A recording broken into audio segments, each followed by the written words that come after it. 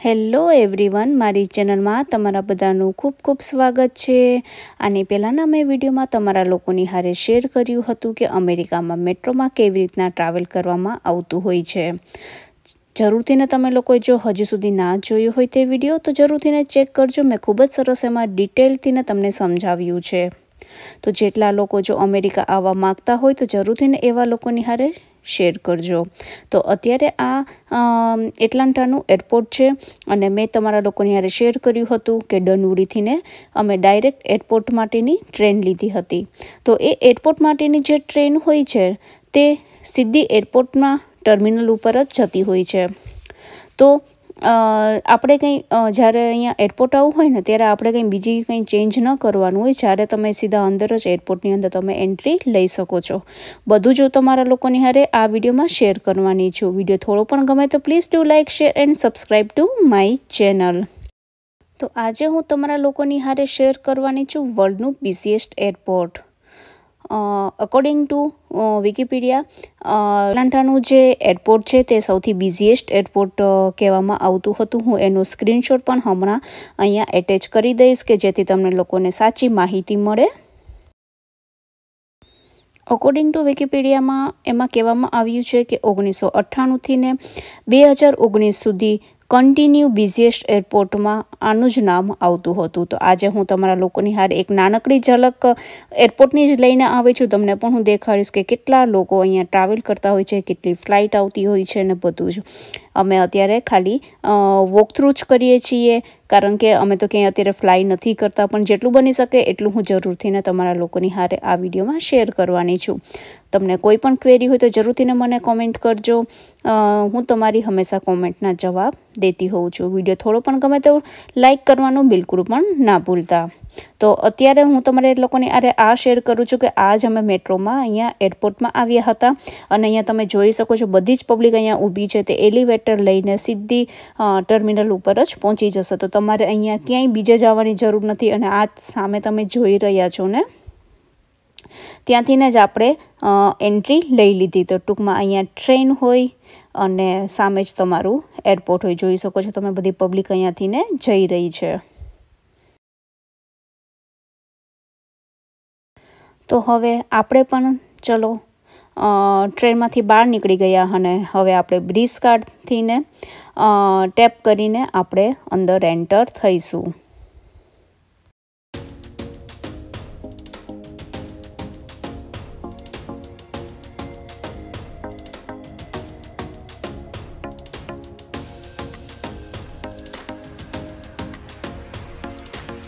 તો જેવું આપણે અંદર એરપોર્ટમાં આવીને ત્યારે તમે જો સામે જોઈ શકો છો મેં તમને બ્રિજ કાર્ડ કેમ કાઢું બધું જ દેખાડ્યું હતું। તો અહીંયા પણ એના ઘણા જ બધા મશીન મૂકેલા છે કે જેથી કોઈ સીધું ટ્રાવેલ કરવું હોય ને અહીંયાથી ને જો કાઢી લેવાનો કાર્ડ અને ત્યાંથી તમે સીધી અહીંયાથી ને ટ્રેનમાં બેસી શકો। તો એ લોકો અહીંયા દેખાડ્યું હતું કે તમારે કઈ ફ્લાઇટ માટે ક્યાં જવાનું છે। તે ખૂબ જ સરસ અહીંયા બધું ડિસ્ક્રાઇબ કરેલું છે ને રાઇટ હેન્ડ સાઈડમાં જે તમે ડોર જોઈ રહ્યા છો તે ટર્મિનલથી સીધું તમારે કારમાં કે બસમાં જવું હોય ને એના માટેનું છે। તમારે માર્ટામાં ટ્રાવેલ ન કરવું હોય તો તમે ત્યાંથી નીકળી શકો। સામેની સ્ક્રીન ઉપર જોઈ રહ્યા છો કે અત્યારે કેટલી ફ્લાઇટ આવી રહી છે અને આ જે તમે જોઈ રહ્યા છો ને અહીંયા આખું લગેજ કાઉન્ટર છે કે જે ગેટ ઉપર જ્યાંથી ફ્લાઇટ આવી હોય એ લોકોએ અહીંયા નંબર આપેલો છે ત્યાંથી બધા પબ્લિક અહીંયાથી જ સૂટકેસ ને એવું બધું લઈને સીધી એક્ઝિટ થઈ શકે। તો જોઈ શકો છો કે અમે એઝ એ વિઝિટર જ અત્યારે એરપોર્ટની અંદર આવ્યા છીએ અને જોઈ શકો લોટ ઓફ પબ્લિક અત્યારે આવી રહી છે, ટ્રાવેલ કરી રહી છે અને આ જે છે ને તે લગેજ કાર્ડ્સ છે। તો અહીંયા એ છે ને ફ્રીમાં નથી હોતી। મેં જ્યારે બોમ્બેથી ટ્રાવેલ કર્યું ત્યાં ફ્રીમાં હતી। તો અહીંયા છે ને આપણે કાર્ડ લેવી હોય ને તો આપણે $1 ચાર્જ દેવું પડે છે।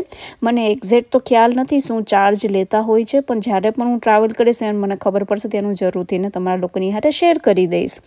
તો લાઇન ટુ લાઇન તમે જોઈ શકો છો કે ઘણા જ બધા બેગેજ કાઉન્ટર છે અને અહીંયા બધી ફ્લાઇટના નામ આપેલા છે કે જ્યાંથી તમે ગેટમાંથી તમે ચેક ઇન કરી શકો તે।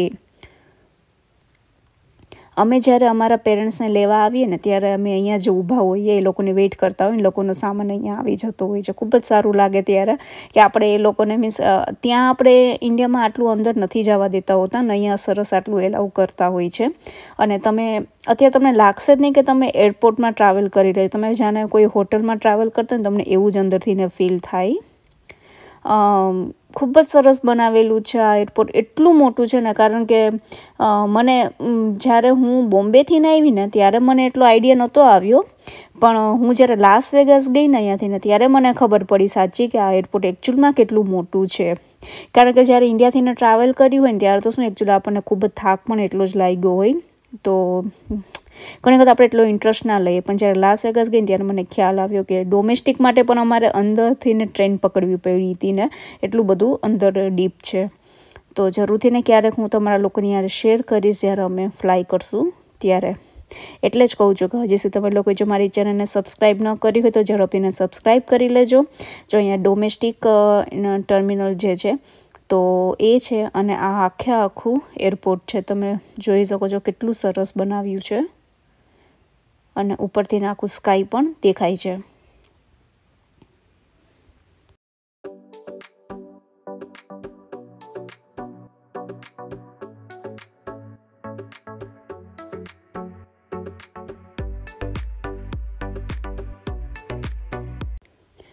જો કોઈ એટલાન્ટા આવવાનું હોય તો જરૂરથી મને કમેન્ટ કરજો, તો તમે આ જ એરપોર્ટમાં આવવાના છો. જરૂરથી તમે સબસ્ક્રાઈબ કરી લેજો. મેં તમને જેટલી ઇન્ફોર્મેશન આપી છે ને તે તમને ખૂબ જ ઉપયોગી થશે.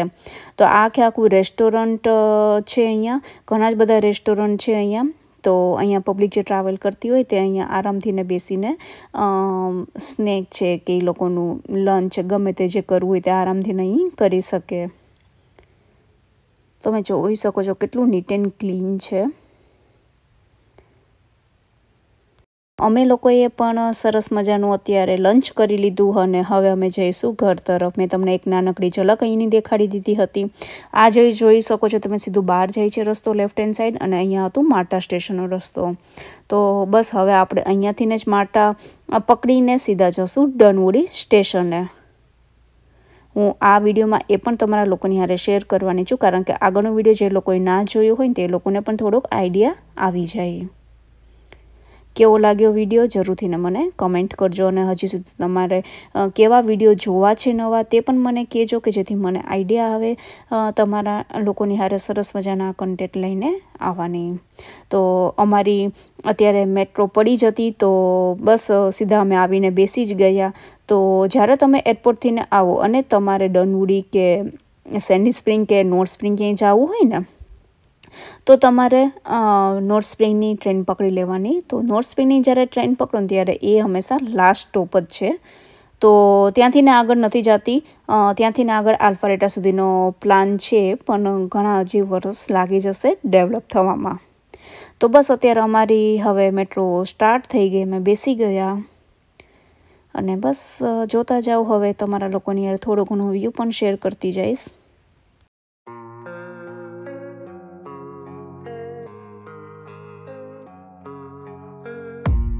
I don't really know what comes next. I'm just doing my best, even though I'm so stressed out. Everything just feels like a test that I fail, so depressed when I can't seem to get out. But something deep inside won't let me quit. I swear that I'm inspired by all this shit.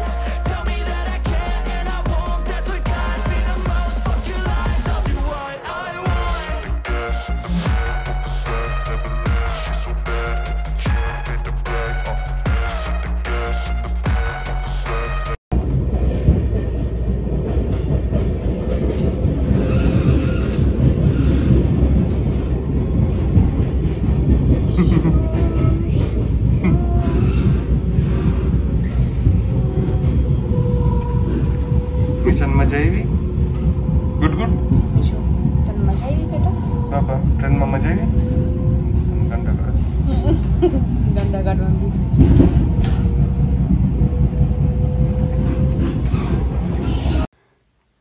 બસ હવે અમારું station એકદમ નજીક આવી ગયું medical સેન્ટરથી ને ડનવુડી ખૂબ જ નજીકમાં છે તો ત્યાં મેડિકલ સેન્ટર ગયું અને હવે બસ આવી ગયું ડનવુડી. તો હવે અમે અત્યારે જઈશું નીચે કારણ કે અમારા લોકોની કાર ડનવુડીના પાર્કિંગમાં રાખેલ છે એટલે અધરવાઇઝ નોર્થ સ્પ્રિંગ સુધી પણ અમે લોકો જઈ શકીએ પણ જ્યાં તમે કાર પાર્ક કર્યું ઓબ્વિયસ અમારે ત્યાં જ ઉતરવું પડે રાઈટ. જ્યારે તમે લોકો એકચ્યુઅલમાં અહીંયા નવા આવતા હોય ને ત્યારે એ વસ્તુનું ખાસ ધ્યાન રાખવાનું કે આવી રીતના તમને મેટ્રો સ્ટેશન ને બધું નજીકમાં હોવું જોઈએ તો તમારે એકચ્યુઅલી વોકિંગ ડિસ્ટન્સ ખૂબ જ ઓછું પડે અધરવાઇઝ અહીંયા કેબ ખૂબ જ મોંઘી પડતી હોય છે. આઈ હોપ કે તમને લોકોનો આજનો વિડીયો સારો લાગ્યો હશે. જો થોડો પણ ગમ્યો હોય તો please like share and subscribe to my channel. હું જ આવીશ એક આવા નવા સરસ મજાના વિડીયોની હારે. ત્યાં સુધી બાય બાય. યે આવી ગયા. મમ્મા તો તારા કરતા ફર્સ્ટ થઈ ગઈ હતી.